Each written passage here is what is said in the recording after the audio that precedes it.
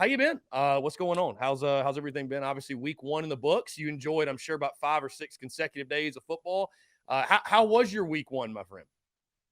Man, it was great. I said on the show the other day, from kind of the full spectrum of a fan, from beat downs to upsets to thrilling finishes and good games.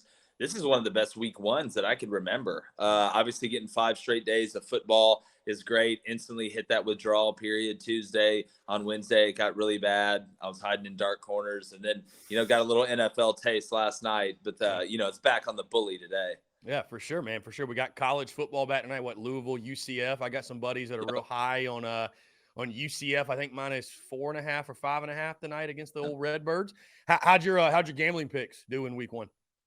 Good, man. We're in the green right now. About 4 games up. About 2.5, 3 units up. Week one's always the hardest one to bet, because you don't really know what you're going to get. Week two, you kind of see some teams against good competition. But no, as a group, man, off to a good start. I'm trying to win the month. Yeah. I won last month. I'm trying to stay on top like Saban out here. I'm just trying to make necessary adjustments, be malleable. Understand I don't have all the answers, but I do have some of them, stuff like that. Yeah, never get complacent. Never get complacent for sure.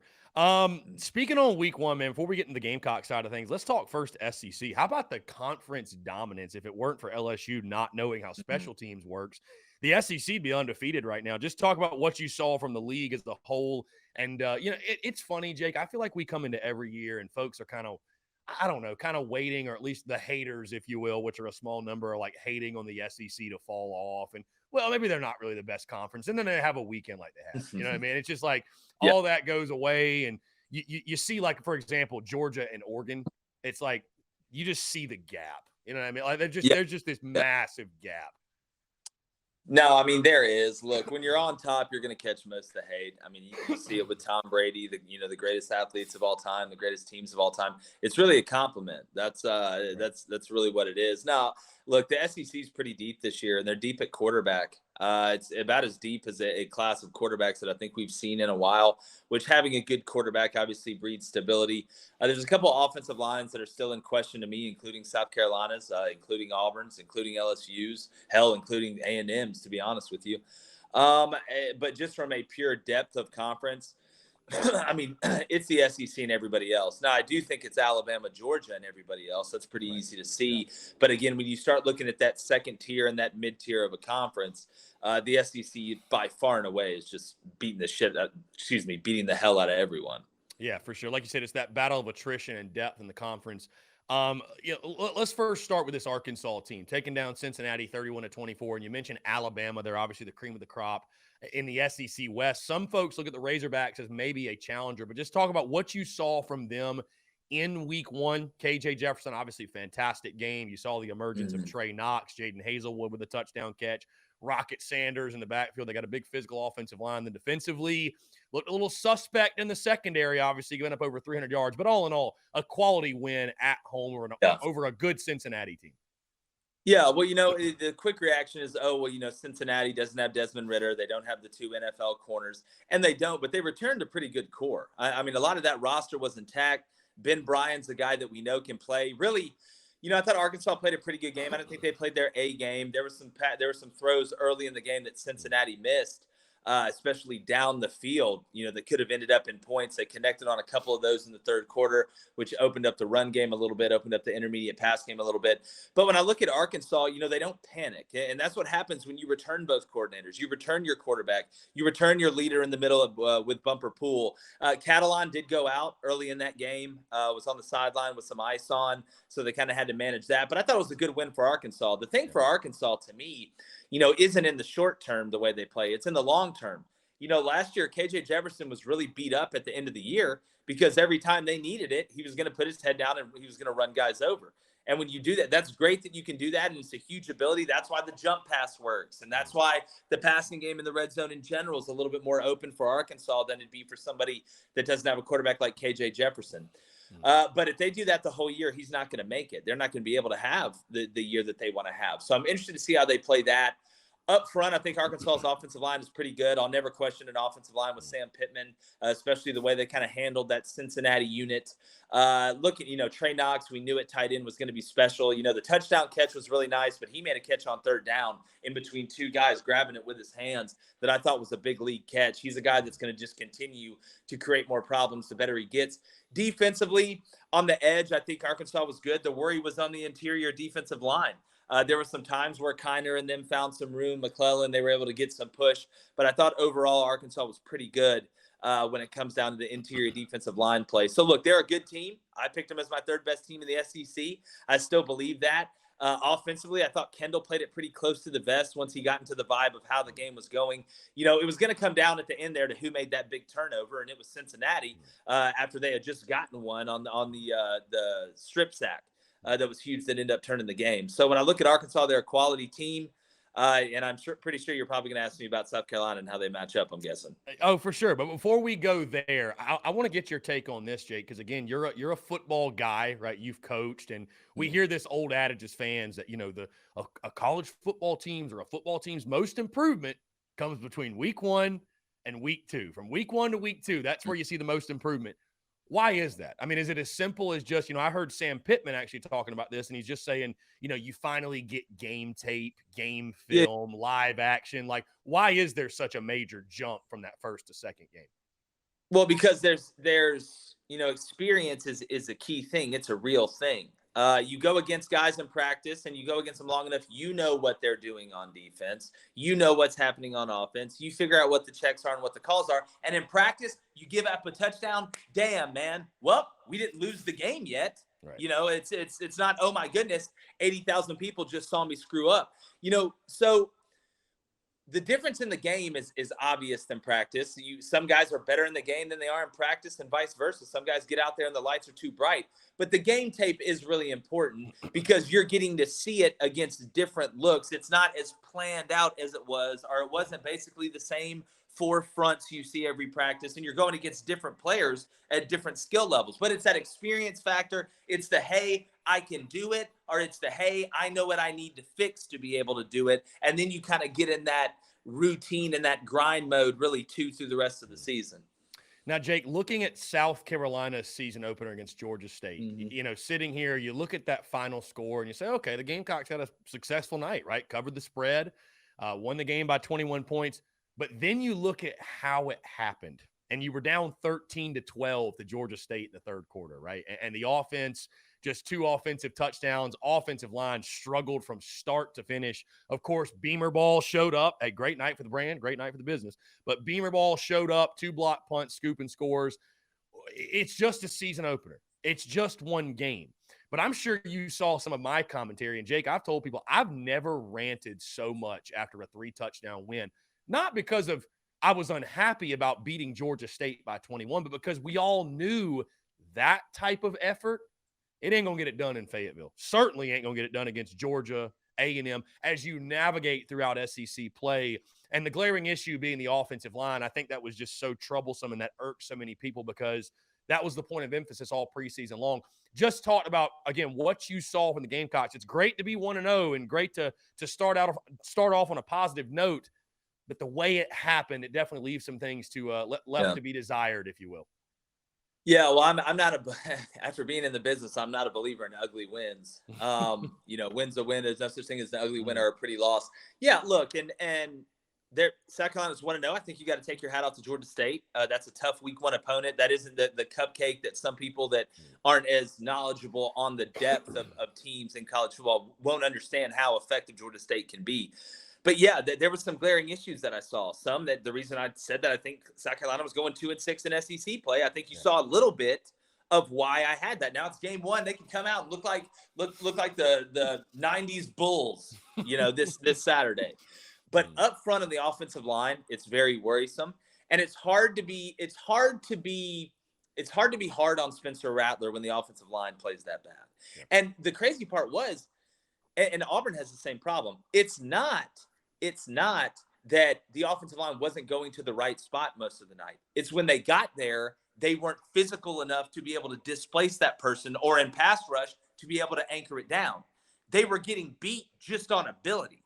And that's what should scare you some, because there's always going to be mistakes. There's always going to be a couple misassignments. Some guy didn't stay on the combo long enough in the zone, stuff like that. But it's different when you're getting there and you're not able to be effective. That's a totally different thing.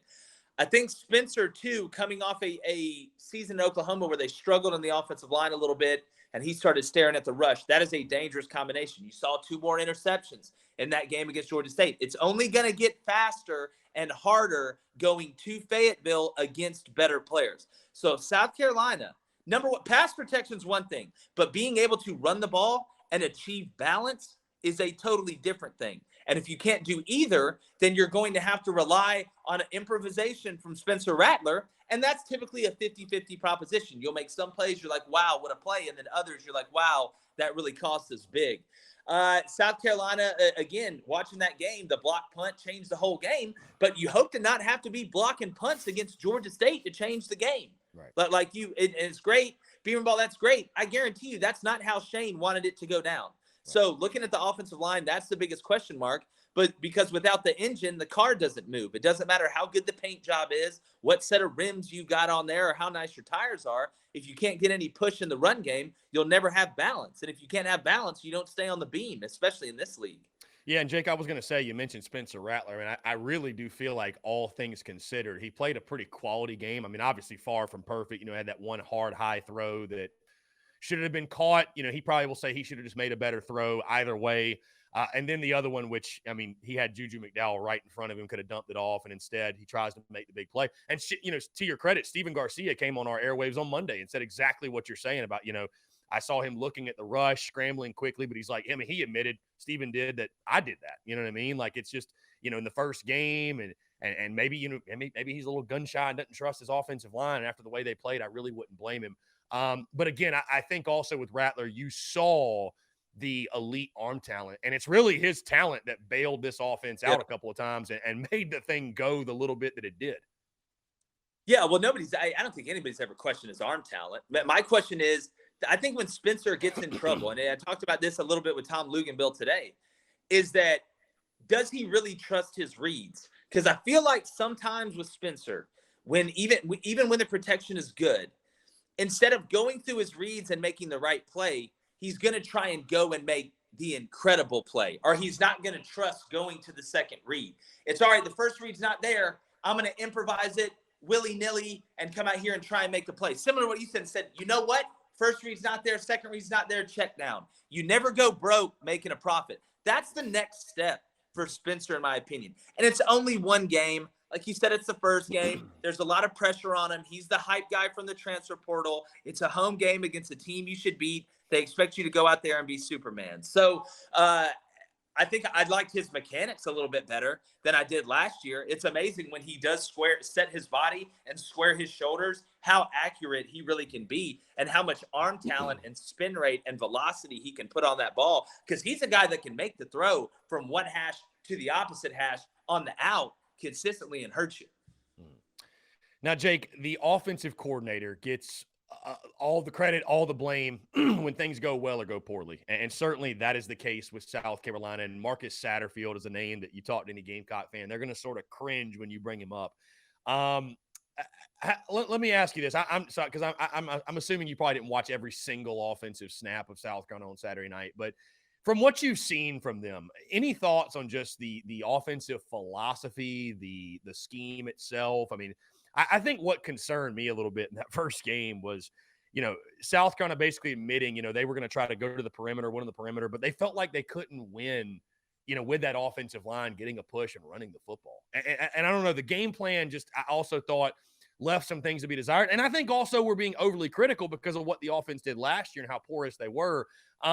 Speaking again, because you've been in those meeting rooms, you've interacted with offensive coordinators, how much of it falls on personnel? How important is elite play calling? You know what I mean? Because that's something we're dealing with now, is all the heat being lumped on Marcus Satterfield. Well, here's what I say. Number one, there's not a scheme on this planet that works in football if the offensive line doesn't play well. From the triple option to the air raid, that's just not how the game's built. I'll say this. I watched most of it. I tried to watch as much as I actually had it going on my phone on ESPN Plus. I was like the architect from the Matrix with all these TVs over here when I was watching the games. I was just waiting for Neo to walk through the door with the Keymaster, but that's a story for another day. My thing is this: I would much rather have elite players than elite play calling, because there's been a lot of coaches that weren't great but looked like geniuses because they had the best players. There's been a lot of coaches that are geniuses that have great game plans and make perfect calls during the game that you'll never see because they don't work out, and it makes them look stupid. It all comes down to the players. That's just the truth. I mean, the players play, the coaches coach. There's been a lot. That's why there's been a lot of different schemes that have won national championships on both sides of the ball. You've had 3-down defenses, 4-down defenses, stacked defenses. On offense, you've had triple option, you've had spread option. Hell, I mean, you've had pro style, West Coast. So it's not as much about the scheme. The scheme has to be sound. But if my players are better than your players, probably it's going to work out good for me, because that's just physics. I call it gravity, right? It's just gravity. Talent plus time equals positive results. It's my Jacobian theorem. It's like the offshoot of Pythagoras'. I love that. I have to adopt that as well. Now, looking at this game tomorrow, Jake, obviously a big one. SEC opener, man. I was recording the podcast today, and I felt my adrenaline start pumping. It just hits different, man. It just hits different when you get into SEC play, and this is for real. You know what I mean? And the opportunity for South Carolina is there. Many fans, fair or unfair, are putting basically all their stock for this season in this football game, and I've tried to caution fans all preseason not to do that, but of course, that falls on deaf ears. But looking at this game specifically, because while game one was so disappointing offensively, I do think there's a great opportunity in regards to, you see what Cincinnati did to this Arkansas secondary. They're going to be without Slusher. They're going to be without Catalan. You got Spencer Rattler, and I feel like the Gamecocks have the skill players on the outside. My question to you, Jake, is this, because, again, I'm sure you saw some of my commentary this week, and was I a little harsh? I stand by all of it. I've practically just mailed it in on the offensive line. Until I see differently, it's the same 5 guys from last year. It's like you mentioned. It's the same car that wouldn't run last year. Why am I expecting when I turn the key this time, all of a sudden she turns on and runs like a champ? Like, why would I do that to myself as a fan that has no control over the end result? So I ask you this question. Can this football team offensively with Spencer Rattler and the weapons, can it be productive in spite of a bad offensive line? Yes, I think it can be productive. The question is, can it be productive enough? I mean, what's your definition of productive? Is it going to be productive enough to score more points than Arkansas scores tomorrow? I don't think so, because, again, it comes down to the offensive line. Name me one team that has ever won the SEC, or name me one team that has ever won a national championship that wasn't good up front. I'll hang up and listen. You want to know why? Because they don't exist. Right. That doesn't exist. It exists the same way that there's a leprechaun riding a unicorn, right outside my window. That doesn't exist. That's not a real thing. So I think they can make some plays that keep them in games. But over the long term, if you can't protect and if you can't run the ball, you cannot survive. That's just the truth, regardless of who you have back there. That's true in Friday night tights. That's true in middle school ball. That's true in high school, college, all divisions in the NFL. So until South Carolina, unless they just make some huge jump up front, or they must have played the worst game all collectively that they could have played together, unless there is some sort of huge jump, I don't think you can fix it without having new and better players. That's why I said it's not okay. Caden, we're talking about the Bengals offensive line compared to South Carolina's offensive line, dog. Let's kind of calm down on that a little bit. This isn't the NFL. Yeah. But at the end of the day, it is going to feel painful watching this offense operate over the long term with the personnel they have up front. It is. You will have you'll see it. Watch. You'll hit a big play, holding. You'll have a nice drive. Somebody whiffs on the backside. Spencer doesn't see him. Strip sack, like we saw with Ben Bryant last year at Cincinnati. It's just gravity. It will always be that way. I'm not saying South Carolina won't sneak up and beat somebody, or the offensive line will put it together, or they'll somehow have the perfect game plan mixed with the offensive line playing well at the same time and win one of these games that they shouldn't. I just don't see it happening because you totally neutralize Spencer Rattler's arm when you can't do anything else. This is big boy football. Big boy football. If you're one dimensional, you're not dimensional.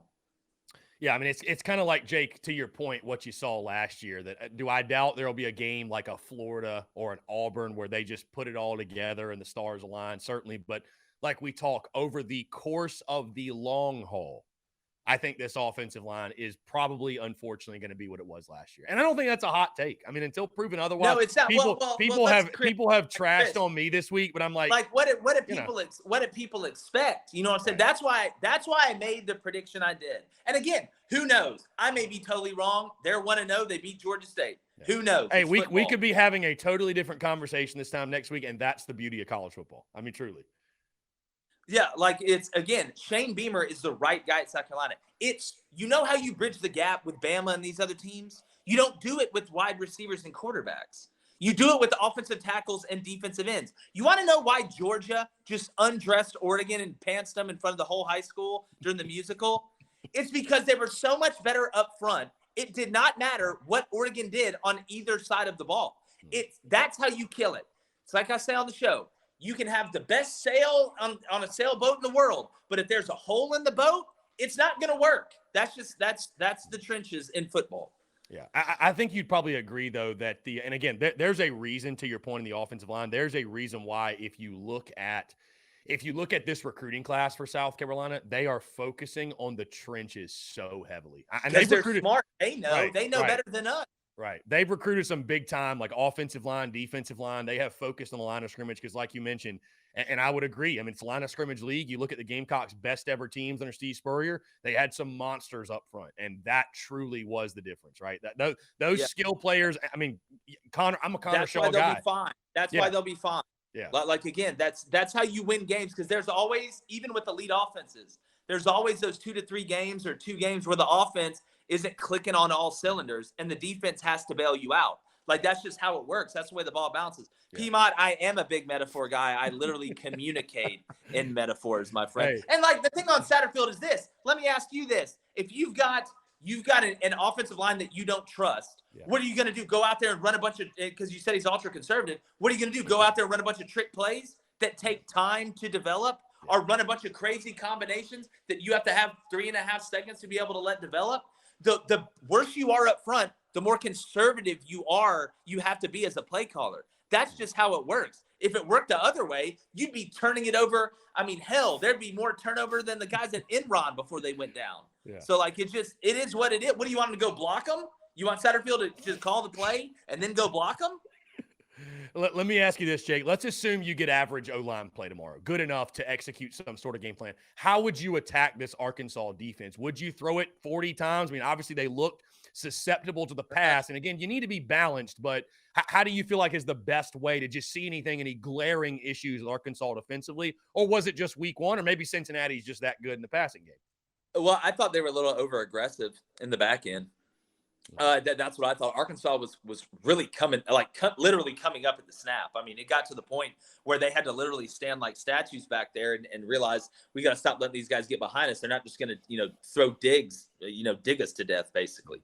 The way I would attack Arkansas, if I was in South Carolina's position where I didn't trust my run game, I'd have a lot of modified runs on early downs. What do I mean by that? Swings, hitches, whatever can get me in 2nd and 5 and 2nd and 6. If I can't line up and run inside zone or line up and run power or counter or trucks or any of that stuff, I'm going to use modified runs. Short, quick passing game, quarterback run game, quarterback draw. I think will be big in this game because you're going to see Arkansas pin their ears back. And if they want to run 2-man, which they like to do sometimes, and you get that back out, there could be a lot of room for Spencer, especially on 3rd and 7s, 3rd and 8s. He's going to have to steal a few first downs on these drives. So you have to have some modified runs in the game plan.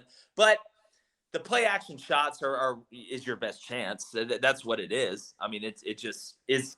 again, what are you going to do? Sit back in the pocket? I see you saying, oh, God, the swing pass. All right, so how about this? With a bad offensive line, let me sit my quarterback, the only legitimate one we really have on the roster, if we're going to be honest. Let him sit back there and just get murdered for 4 quarters.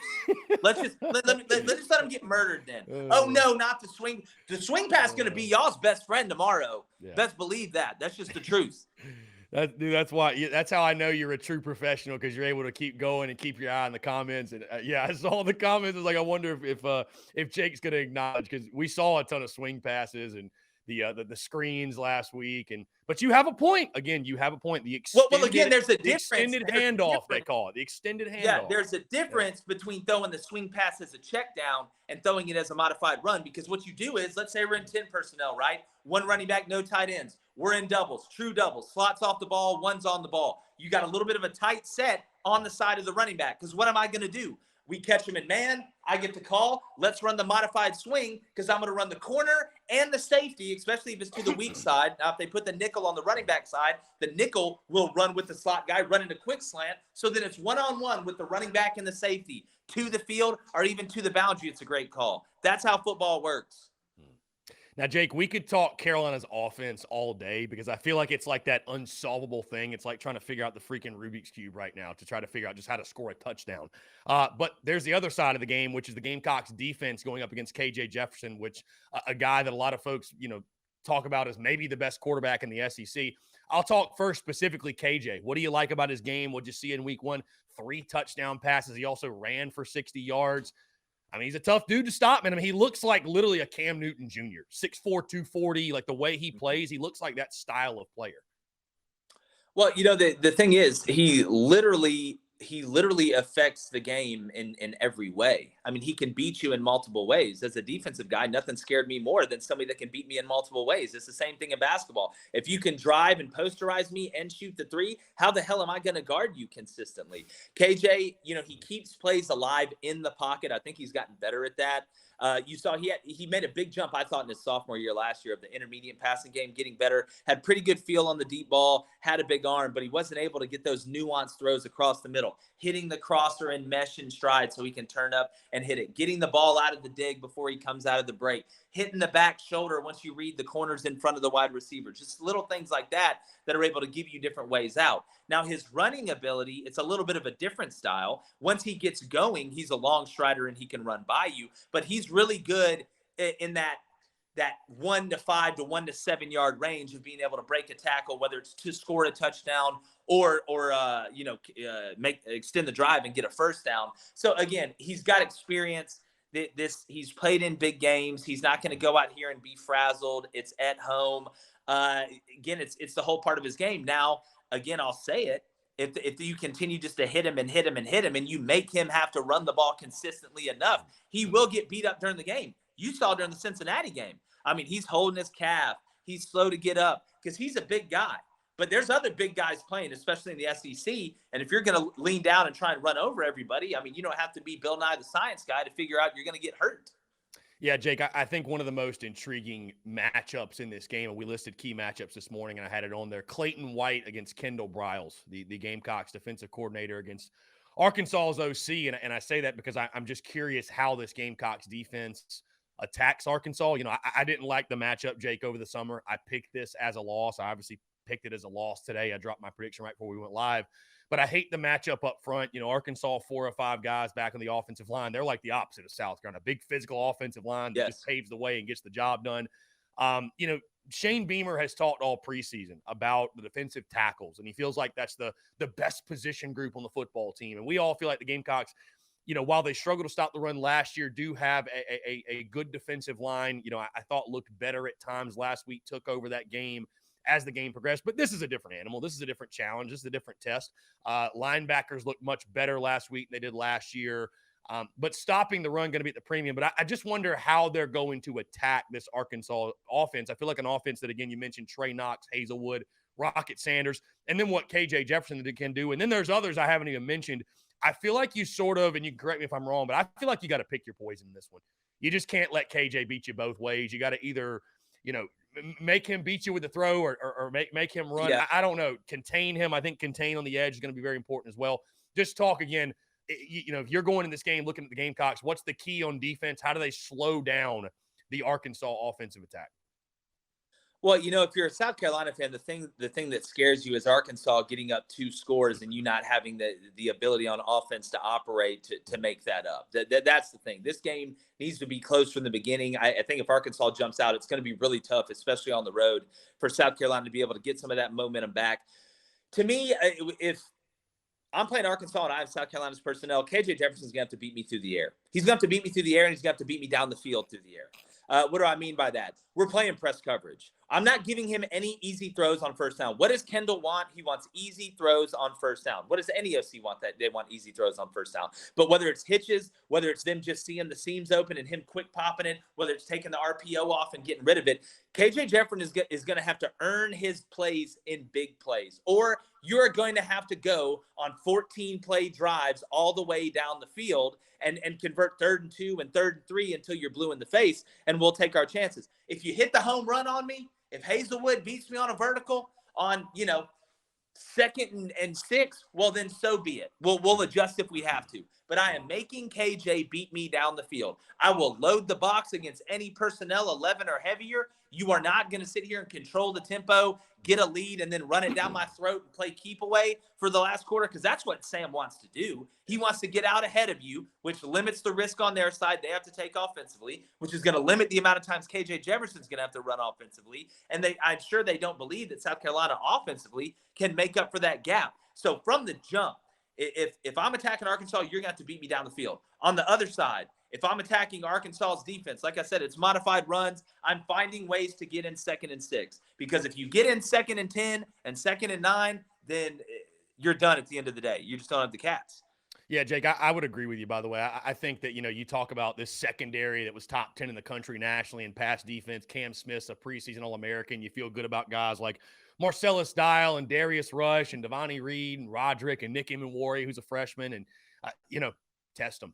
Hey, put them on an island. Like you said, I agree with you 110%. I think you've got to sell out to stop the run, because if Arkansas can run the football, like you mentioned, I don't think the Gamecocks have a chance. And I mean, that might sound like the obvious. I guess that's the case every single week. If you can't stop, if you can't run the ball and you can't stop the run, you're getting your ass beat. That's it.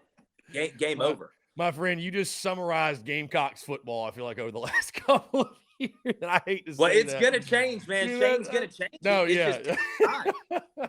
That is a perfect way to put it, my friend. On that note, Jake, before I get you out of here, man, I appreciate you taking the time. Actually, 2 things, because I do want to ask you about SEC. But overall in this game, I've got Arkansas getting the win 26-20. Obviously, it sounds like from your perspective, you're also taking the Hogs. Just over the game, and I guess what South Carolina would have to do to pull the upset. Okay, if you're South Carolina, you've got to have a big play on special teams. You got to have at least one big play on special teams, whether it's blocking another punt, whether it's a big kickoff return. You don't have to score. Get it inside the 20. Get it inside the 30. You've got to be able to punt the ball well and make every field goal. You just got to be able to survive in this game long enough to be able to give yourself a chance in the 4th quarter. I just don't think that Carolina has the depth up front to be able to on the offensive line. On the defensive line, they're obviously more deep, but I don't think they have the depth up front to be able to win this game. I think Arkansas ends up winning. I would say, if I guess the score, I'm going to buy it down to 6.5, just because I hate the number 8.5 and 7.5. I just won't do it. I'll buy it down to 6.5, but I feel like Arkansas wins. Let's say, give me 34-20. 34-20. All right. Top games you're looking forward to in the SEC: Alabama, Texas, Florida, Kentucky. Who are you most excited to watch this weekend? What are your favorite plays of the weekend as well? Man, I love Florida against Kentucky. I mean, if you look, Kentucky's going to still be without Chris Rodriguez. You look at the final score against, Miami, Ohio, and you're like, all right, well, they covered. They did a good job. Well, at the end of the day, they ran a kickback and had a pick 6. I mean, that game was a fist fight for basically 2.5, almost 3 quarters. Florida with Anthony Richardson, I was surprised at how clean they played. They've obviously got the momentum. I like them at 6. I got them at -4.5 on the sharp earlier. I think Florida may run away with this one, to be honest with you. The rest of the weekend, Mississippi State at Arizona. This Arizona team is way different. What Jed Fish has done out there, it's obviously very impressive. Getting Delora, the Washington State kid who was a Pac-12 freshman of the year at quarterback. They look like a totally different team. We went out and played San Diego State and beat them, and that was a fist fight. That is not an easy place to play, especially in, the new stadium, Snapdragon over there, which, I guess is some sort of Pokemon. Obviously, Tennessee, Pittsburgh. I always love when two opposite styles meet each other because Mark Whipple's gone. Pittsburgh is now methodical, run to pass. Let's get Keaton Slovis in the pocket, let him operate, control the clock. And then Tennessee's running a Formula One race. So it's always going to be interesting to watch them. I do think Tennessee wins the game, but man, I like Pitt plus 7.5. I think that's easy. And I love the under. I should have taken it when it was at 67, literally yesterday. And then this morning we get on there and Cone's like, hey, the over under on Pitt and Tennessee's moved down to 64.5. I was like, man, you got to be kidding me. But I like the under in that game. It's look, there's some good matchups, man. I'm just glad college football is here. Georgia State, North Carolina, could be interesting. Dude, that game's gone, from 10 down to 7.5? Georgia State a dog? Georgia State can't throw it at all, really, as we all know. But they can make that just an ugly – North Carolina defensively is so bad, though, man, which is shocking. It is shocking. But it's going to be interesting. Yeah, for sure. Jake, appreciate you always taking the time, my friend. Jake Crain of Crain Company. Be sure to check those guys out. Jake, it's always a pleasure to chat with you. I know we're probably in store for another hell of a weekend of football for sure. Definitely. It'll be interesting for sure, man. I always appreciate it. Yeah, man. Take care. Good stuff.